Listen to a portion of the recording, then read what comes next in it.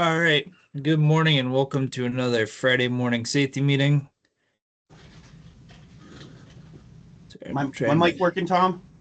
Yep, and it looks Good. like it's recording now. So I always start with the first slide being to start recording when Matt's not here because I don't want to forget.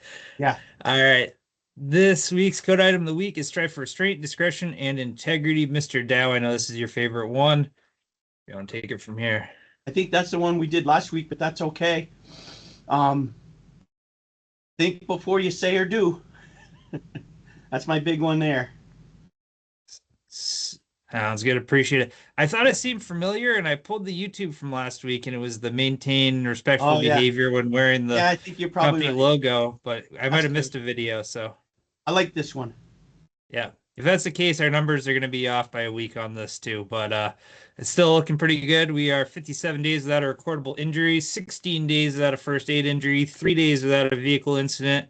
And just a reminder that it's dark in the mornings and in the evenings when we're getting done work. So please wear vests in the yard or anywhere else that you might be that you might get hit by a vehicle. It's been a couple times where you come around a corner and there's just somebody out there walking to their car or whatever, and it's hard to see. All right, today we're going to talk about worksite configuration and planning. So while we're here, backing incidents have long been kind of the bane of our existence, and we have backing incidents year after year after year, especially on job sites. A lot of sites have limited space for vehicles and equipment, and those sites tend to have more incidents. Sometimes planning, and a lot of times planning can reduce some of these costly incidents, and they all add up. And it's important to remember that as employee owners, that any dime that we spend on a vehicle incident is less money in all of our retirement funds. So before work starts, you want to procure land for parking vehicles if possible. If you have a nice big staging area and you can cordon off an area, that's great. If you have to try to procure a parking lot nearby, that also works great. Just remember, if vehicles are parked a long ways away, the workers just you're less likely to go get something that you might need out of your vehicle. So if you need a pair of earplugs or something like that, and they're in your vehicle and they're a quarter mile away, you might be like, I can get by without them versus if they're close by. So just keep that in mind when you're planning out these areas. The best thing to do is sketch out your laydown area. It doesn't have to be a perfect drawing. It can just be in a field book or whatever. Just kind of get the general layout of what you want to do. You want to ensure that you have material storage areas, and those areas have room for loaders to maneuver. There's nothing worse than trying to do a 3-point turn with a loader in the dark before the day gets started. Make sure that you have space for trucks to turn around and preferably do so in a forward direction. So if you kind of do everything on a loop, that's great that they can do everything forward. And always plan for more clutter than you anticipate. If you're planning for 10 pallets of junk on the ground, then you're probably going to end up with 15. So plan for that 15. Once you mobilize, you want to maintain lanes for equipment, trucks, and fleet vehicles to maneuver. I know I was out back of the yard recently and there was about a gajillion old cones that we wouldn't be able to use on the road anymore. And something like that, I think would be perfect for trying to mark out parts of your laydown area. You want to leave obvious parking space for visitors when, somebody pulls up, an inspector or whoever else, and there's nowhere to park for them. They're just going to kind of park wherever. I know I'm always park right in the middle of the way too. And that once we start crowding out areas, that's when incidents tend to happen, especially at the end of the day when crews are demobilizing from the job site and people just kind of park wherever. We've had a couple incidents on jobs this year that equipment was moving to and everything was kind of narrowed, bottlenecked down because of visitors and stuff happened. Uh, Consider painting lines or marking parking spaces. Like I said, we have all those cones out back, and don't take brand new cones to do this with. But if there's some old dilapidated ones that you can't use in the road, feel free to use those. And if it's summertime, just pull out a paint can and mark out a couple parking spots, and it might make everything easier. If possible, orient equipment in organized fashion while not in use. I think this is more of a professional image thing than anything. I know sometimes I'll drive by job sites, and other people have commented this drive by job sites of other companies, and all the excavators are in line from largest to smallest, and it just kind of looks nice for storage. And mark low profile hazards with cones, barrels, or painted stakes. This is especially important in the winter. And then on the day to day, wherever possible, back your vehicles in. If you're a leader, this starts with you. Any behavior that you do, people will tend to emulate. You want to maintain a tidy site. Some crews have found success in scheduling a specific time every day or week for housekeeping. I know some crews do it before the safety meeting on Fridays. There's different crews do different things. If you have a clean, orderly site anyway, then whatever you're doing is probably working. But if you struggle with this, it might help set aside a certain time every week to take care of it. Try to imagine the ideal site as a Walmart parking lot in terms of staging. Everything is designed to be as efficient as possible and get as many customers in and out as safely as possible, right? So if we can try to imagine our job sites, laying down our job sites to be like that, I think that would be beneficial. And as jobs progress, so to staging areas, regularly review workflow of these areas. I think a prime example would be Richmond, where started out with hardly any space and then they had tons of space and now it's kind of shrunk down again. So once you kind of shrink down, that's when you really have to be mindful of your planning for what's there and what you're doing where. And remember, any plan will slowly degrade over time. It doesn't matter how good it is unless you actively maintain it. Constant reminders, in addition to setting the example, is the best way to maintain good practices. Anywhere that you operate vehicle or equipment and it feels like a tight area to do so, an incident is likely to occur in time. So if you notice that you're doing this over the corner of your truck every time you're pulling out of the site, then maybe you should widen something out. And the way I always look at it is how many times could we do that safely without there being an incident? So could you do it 50 times, 500, 5,000 times? And how many people are going to be pulling out of that site? If you couldn't do it 5,000 times safely and you're going to have 5,000 people pulling out of that site, then you're going to have an incident, right? And if you see something, say something. Organized sites look professional and efficient and easy generally means safe when it comes to this sort of stuff. So that wraps up my end of things.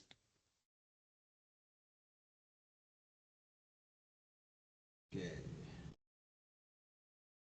So Tom, something to add. Consideration for the drivers and the big trucks that come in. I always used to try to consider that I didn't want to make them back into areas on their blind side. It's hard. It's hard to see.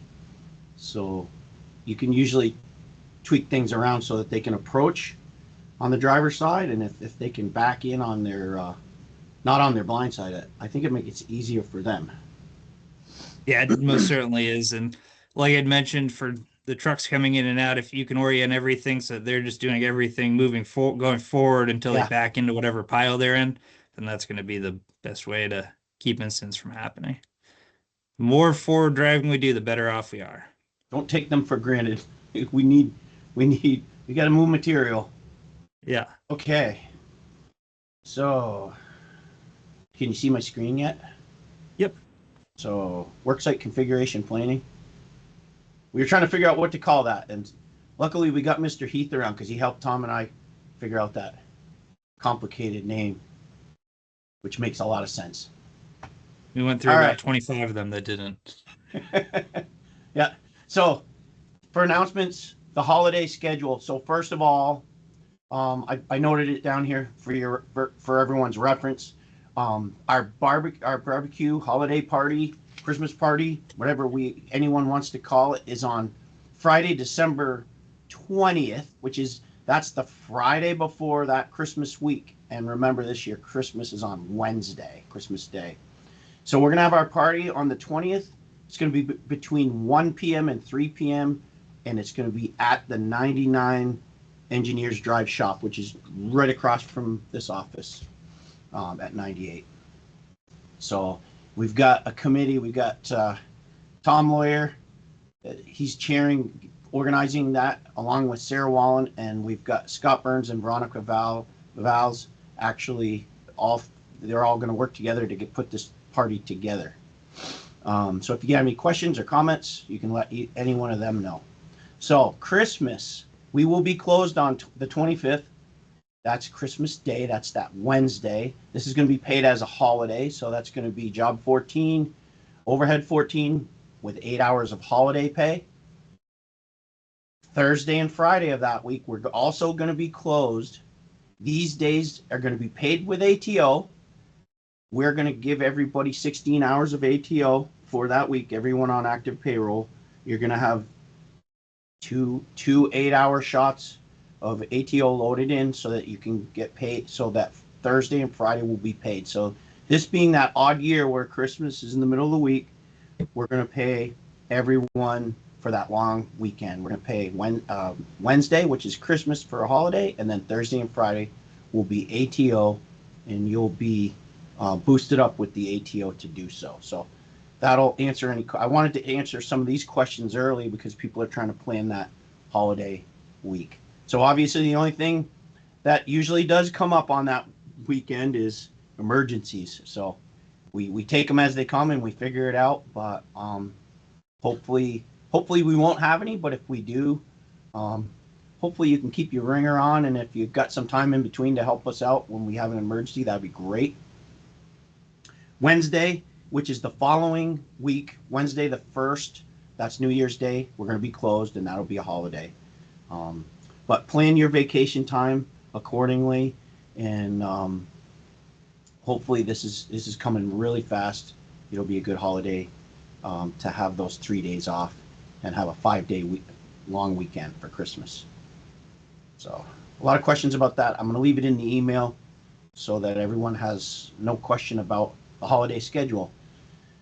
We've started up the annual giving this year again. The 2024 committee, we've got Sarah Wallen chairing the committee. We've got Matt Saganowitz and Ron Johnson and myself on the committee.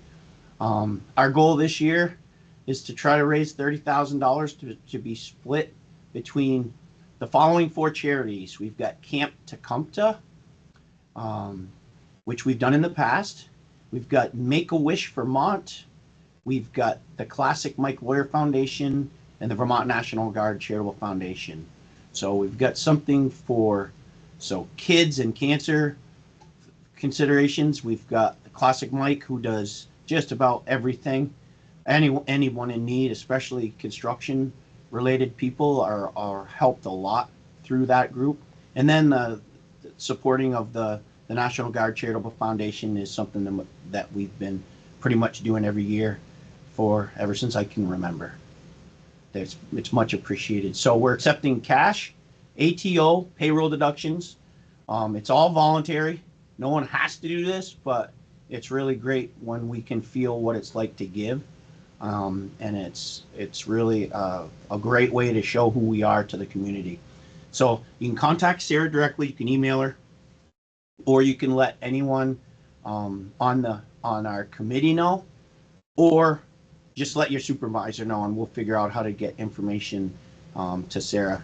Sarah's got the master spreadsheet, and she's going to be the one coordinating, recording all of our donations.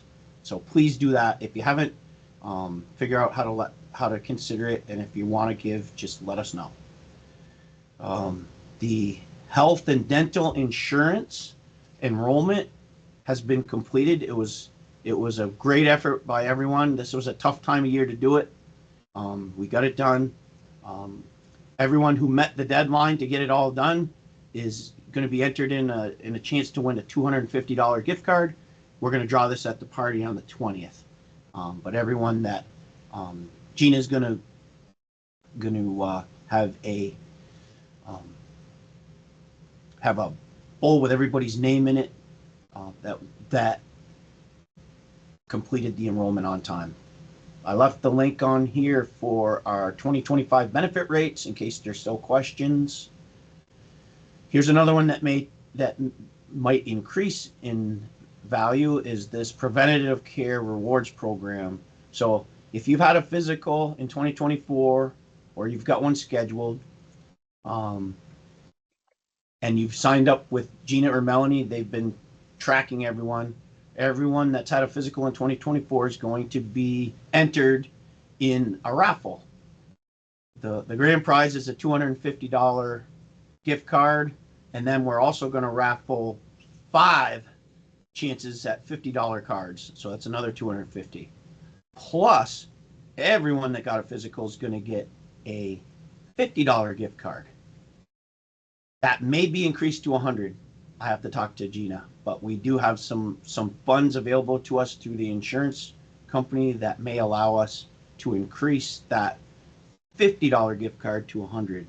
And so that would go to every single person that got a physical in 2024. And then, of course, they're all entered into the raffle. So that's kind of cool. Little incentive. I've got the primary wellness care program summary link in here, and also the EAP, the Employee Assistance Program. It's been a great program this year, and it's been utilized highly. All right. Now, is Mr. Saganowitz on? Oh, yes, I'm here with Ron Okay, Johnston. So we've got the 2024 buck pool. The winner for first place is Brian Harrington, 10-pointer, 173 pounds. And yes, he did receive $340 for the biggest buck. So he won the first prize. There's a little bit of a pun there, Mr. Dow. Bucks, Yeah. huh? $300. So I got an issue because you guys said that there was going to be a second prize, and you didn't report any second prize. So I don't know what's going on with that. Yeah, no. So Brian was the only one that actually, got a deer within the whole buck pool, and the Tom donated from the Classic Mike Lawyer Foundation a gift bag. So we have a gift bag out there, and I thought initially to give it to Brian. He won it all. But Brian, his big heart was like, nope, let's pull it out of a hat and see who gets the gift bag. So I've got Mr. Johnston here, and we've got everybody that didn't win. I took Brian's name out, of course, and we've got the hat right here. We're gonna pick for the Classic Mike Lawyer Foundation gift bag, and we're doing this so we can, know the size of the person, and get the right type of like t-shirt or whatever is in the gift bag. So we're gonna pick right now. We got Ron Johnston. We're not higher. Oh, higher. We don't want to cheat. Here we go, you guys. This is big. We've got Eric Rosier. Hi, Eric. Awesome. That's great. Congratulations. I'll get with you, and we'll get with Tom on the second place winner. And again, awesome. Thank you so much to Tom Lawyer for donating that in regards to the Classic Mike Lawyer Foundation. We really appreciate it. It made it, a little extra incentive and prizes to win. So I appreciate everybody that got in the buck pool. It was very fun. We're going to be doing this annually. So keep an eye out next year, and we'll have a great season again. That's great. Thanks, guys. I wanted to. Thank you. It seems like it is above board. I was worried that all those were going to say your name and Ronnie's name. I want to make sure there was no conflict of interest. Never. Thank you, everybody. Yeah, thanks, Matt. Good job, and I'm glad Eric got that. Thanks, good. He's a good guy. Thank you. Yeah. All right. AGC Best Builder Award. So we were awarded the 2024 Best Builder Award for Specialty Innovation Civil Highway. It was for the Royalton Bridge project, and every year the AGC, which we are members of, a great group that lobbies for us, and it kind of binds us all together as a bunch of partners in construction. It's the one night a year that we all get together and we mingle with all those that we bid against on a lot of these projects.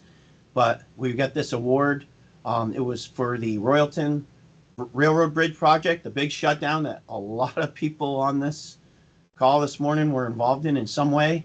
We had a bunch of representatives there, including the superintendent, Mr. Allard, and the whole support, a bunch of us, and representatives of the team.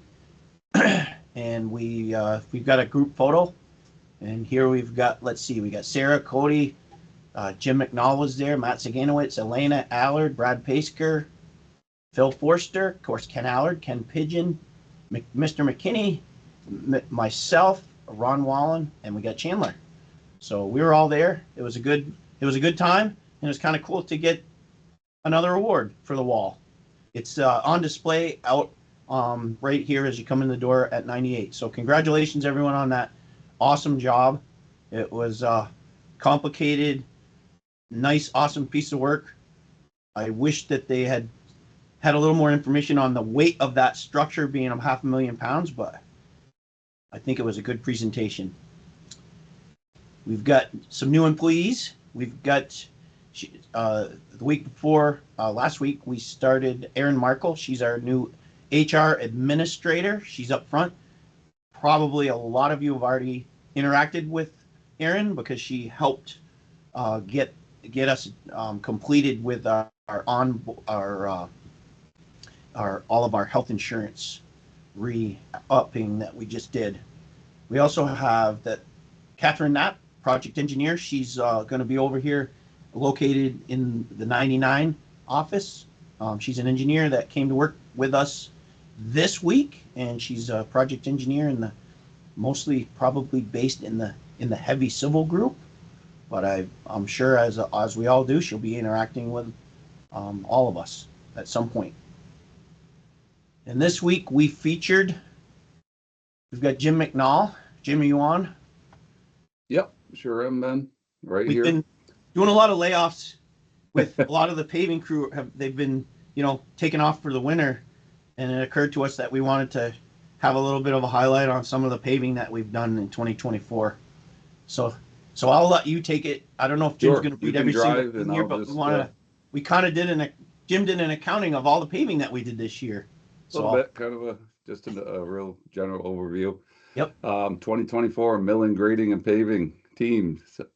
We had a very busy season, milling, grading, and paving, serving a wide range of both internal and external clients, of course. Lots of ECI work. They performed quality work with a focus on safety, quality, integrity, and attention to detail. Yeah, we had very few, I'll call them callbacks. That's always a good thing. We you placed. you guys do it right the first time, and you don't have to return. That's a good thing. That's the goal, obviously. We installed over 44,000 tons of hot mix in 2024, and that was a combination of almost half and half from Whitcomb, Vermont Blacktop Mix, and Pike Industries plants all around 2, 3, 4 in Vermont. Here's just a quick list of the kind of the larger or major projects that we did in 2024. The ECI ones, of course, the Richmond Bridge, crossovers, and base courses. We still have the top course to do next season, probably middle of May. Crescent Connector, lots of milling and paving over there, and patching and miscellaneous. MD Motors, Royalton, of course, you just saw. Lots of paving down there on Route 14. The V-Trans District Garage up in Swanton. Actually, that was a pretty good-sized paving job as well. Granite City parking lots down in Barrie, 3 little lots. We basically just barely finished those up. Holy Angels Church in St. Albans, nice parking lot job. Halliday and Hogback Roads, I believe they were both culvert projects. Got those paved in kind of late in the season, but got them done. Stowe Mountain Resort, I think we went up there a couple, 2, 3 times for Route 108 paving for those storm drain projects. Lots of paving down in Bolton, Access Road, Notch Road, for those emergency projects that we responded to. Lots of condos. We do a lot of work for Property Management Associates almost every year. We did like 5, 6 condos, Indian Creek, Northview, Apple Tree, Dorset Park, Southridge condos. So we do a lot of that work. Quite a few large yards and parking lots. We worked for Casella up in St. Albans at that digester where Ronnie and the concrete crew did all the concrete for Arco, I believe. Did a little paving for Percy up in Stowe. Adams Properties, they're a good client over in Boyer Circle. We did a big lot at Pete's Tires / Freihofer. Hillside Park, Wadowski, that was a good sized yard in the back of a kind of a complex, and we hope to do some more work for him. It's Andy Dunn, and he owns all the buildings on Hurricane Lane that his dad built back in the, I don't know, 80s or so. Yep. Blue Links Yard down there in Shelburne, did a nice big mill and fill. Chittenden Solid Waste, we did Environmental Depot off Airport Parkway, nice prep and paving job. LaMelo Lumber, we did a nice, good sized area. Their yard was a little challenging, but we got it done. And Wake Robin, we do a lot of paving down there almost every year. Did a nice couple clusters and a piece of roadway that came out nice. Did a few municipal products too. Sorry, Jim. City of Burlington. We've had There we contract go. last year and this year, and we will be doing some more next year. They still have some money left in their contract, so we're hopefully going to get a nice change order and pave some of the Beltline next, probably May. And the town of Barry, that was a biggie, milling and paving of many various streets down there.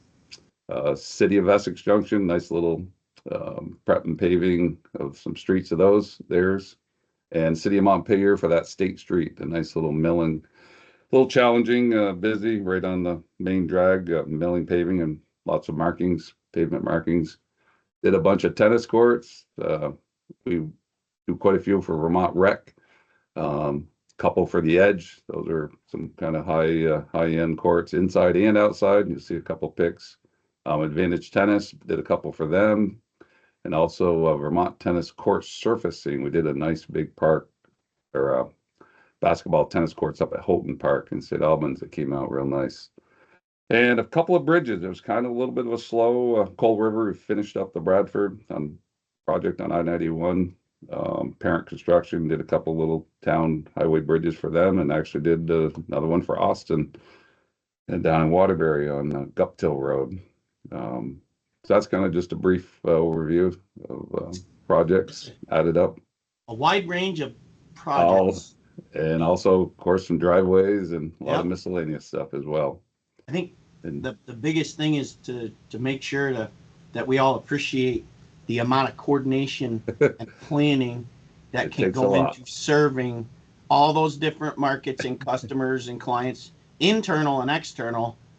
And I'll say that I didn't have to help you, Jim, once this year when we ended up with any kind of major conflict with No, a lot of planning. I take, those ECI jobs, any scheduling and planning we can do ahead of time just makes it a lot easier so I can plan accordingly with the other projects we have. So yes, thank you to everybody. Yep. It's harder to do a bunch of jobs like this than it is to do one big one. That's all the other we're logistics. all over the place for sure, Ben. Thanks. Well, we'll go down through some of the pictures, Jim, and you can. Sure. May have seen some of these. So these guys, this is down in Royalton as Ken and crew, and I think this is probably the second lift of the base. Probably shortly, like days after the shutdown, I believe. Yep. We were down there, came out great. Everybody was happy. Nice looking map. Nice job. This is in Burlington on Pearl Street. I guess this was a real hot day. I'm pretty sure heading up the hill, part of the Burlington paving contract. You guys paint too? Yeah, this is actually 3M tape that we actually help. That's Mike LaRock bending over, putting down some crosswalk markings. This might be his last season. So Jim, Sharon, and Dave got pretty good at, we actually put down our own without any help down on North Avenue. So yeah, looking good. That's North Union and Pearl Street. I don't know. Here's a good one. This one in. This one doesn't look like it's going to fit, but I guess you guys got it in there. I think Tom Pigeon took this one as well, Jacob, and there. I think it's a 12-foot or maybe a 10-foot door, and we squeezed the paver through. This is the edge right in South Burlington, changing the courts over from indoor workout area. It used to be tennis courts, then changed it over during COVID, and then they were done, and now the pickleball craze is going, so they needed to resurface. This is for actually working for Vermont Rec. Concrete floor, had lots of bumps, and they had drilled holes and etc. And Vermont Rec was not comfortable with just surfacing over the top of it. So we went inside and put an inch over the whole thing, and came out great. They were happy. Clients are happy. If you see, there's ads on TV with the finished product. Looks pretty fancy. Did you guys have to put fans in this one because of the Oh fans? yeah, Daryl. We rented a giant fan that went on the front of a skid steer, put that in front of one door, and had a couple others, and tried to keep the air moving. Plus, it was very hot as well. So that was a challenging day for the guys. Did a great job. Everybody was happy. Wow. Where's this one? Jeez. No idea. Nice photo. Great photo. Nice little mill and fill job in State Street, Montpelier, and that's actually the second time we've been down there. This had to do a lot because of some repair work and flooding repair work I think they had to do, and they had a bunch of patches and wanted to peel off a section and resurface and restripe, and here's paving it. That's a nice picture. Very nice. Yep, Mr. Beaudry and Stephen Look at all driving the it. green. Nice picture of the paver.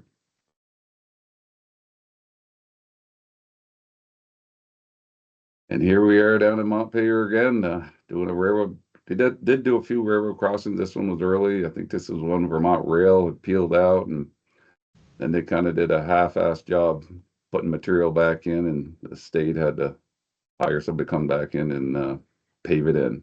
And there's Sean and Yep. Brian and crew putting that one back together. People were Yeah, very happy to see that one because it was a big pothole mess, I believe. The one thing I notice on a lot of the pictures is I see all the different crews do a lot of different things, and, Yep, and you see that's the for milling sure. guys paving a lot and the grading guys paving a lot. But the grading guys And we do have do to some kick so much driveways butt, as we never well. get any pictures. We got to get pictures next year of the Right, grading as a guys. grading, yeah. This was a challenging driveway for kind of a high-end client down in Charlotte. In the end, it came out great. Peeled off some, shimmed it, and Jacob and the crew did a great job. Oh, I think the next one is your big money maker job. You told me you were going to put 100% markup on this next one. Yeah, I think so.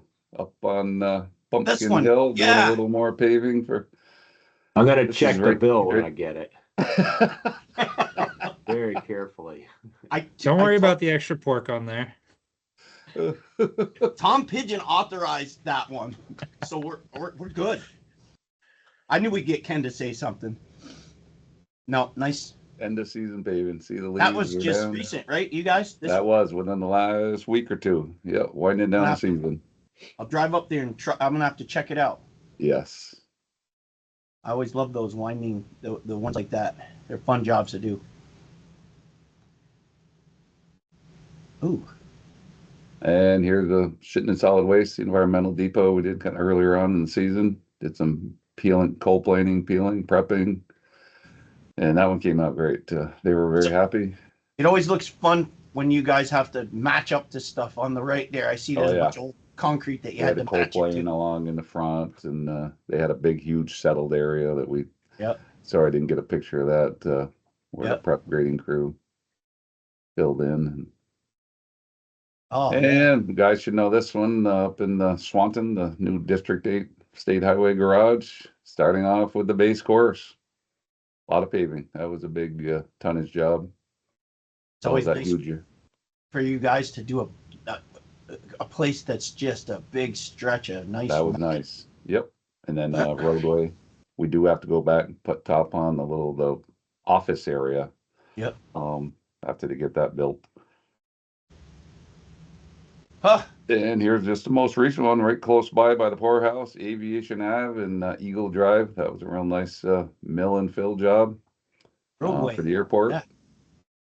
Came out nice. They're happy, Mr. Lackey. You'll This one never doesn't see get this much parking lot closer. again. There's so many cars on it. Yeah, they filled that one in a hurry. Yeah. Everybody at MD Motors, in fact, Eric's working on a change order to add a little more paving in the front roadway along Route 2 there. They're going to take a piece of the lawn and give them another little 8-9 foot strip and get a few more cars in there. I always appreciate how you guys can figure out how to pull the mix. That one These was a odd little, shaped. yeah. Daryl and little Jacob, parking lots. the same thing Where do you without, start? we're able to do it without pulling out onto Route 2, which is Yeah. very handy. Where do you start on that one? Back corner. And here's a Yeah. good finished up product. This is City of Burlington North Avenue, all cold planed, structures and striped with markings and looks great. Everybody's happy. City got almost, I don't think, 0 complaints. The line striping came out correct. That was a big thing that they wanted to make sure. Bike lanes and symbols and oh my gosh, Yeah. there's more markings on the road than you can shake a stick. So great year, good season. Thank you to everybody. And we've already got some work lined up for next year. It's a great variety of different paving and milling and all right. I'm giving it away because I'm telling you who's in the photo, but you guys have to figure out who is who. Pick There you photo go. from the late 90s. I'm not quite sure if I was here yet, but Scotty Well, Pigeon, I I'm think we sure got took the that pic. paver in 95. Yeah, I came in 97, so it was somewhere right in there. Daryl started running the back end right around the 97. Daryl, you on? That could be. Yeah, I'm here. That's you right there, the closest one with the tan. That was when you started running the back. That was half of me. Yep. And everybody see the guy in the background? He's Yeah. right on it. Who is that guy in the Tending background? to business. Oh, He looks like a God. dispatcher. I don't know. Yeah. I Part-timer. had him in training back then. That's a cool photo. Yep. And Brian Coda, and we got his 2 sons are working here now. Yep. That's senior. Yep, that's senior. All right. Well, I'll turn it back over to you, Tom. Yeah, have a great day. Have a safe day. Good luck out in the woods if you're muzzleloading this weekend. If you watch in a group setting, please send me attendance. Matt is on a plane right now, so I'll be texting you if you text him. So have a good weekend. Thank you, Tom. Thanks, everyone. Have a safe day. See you guys.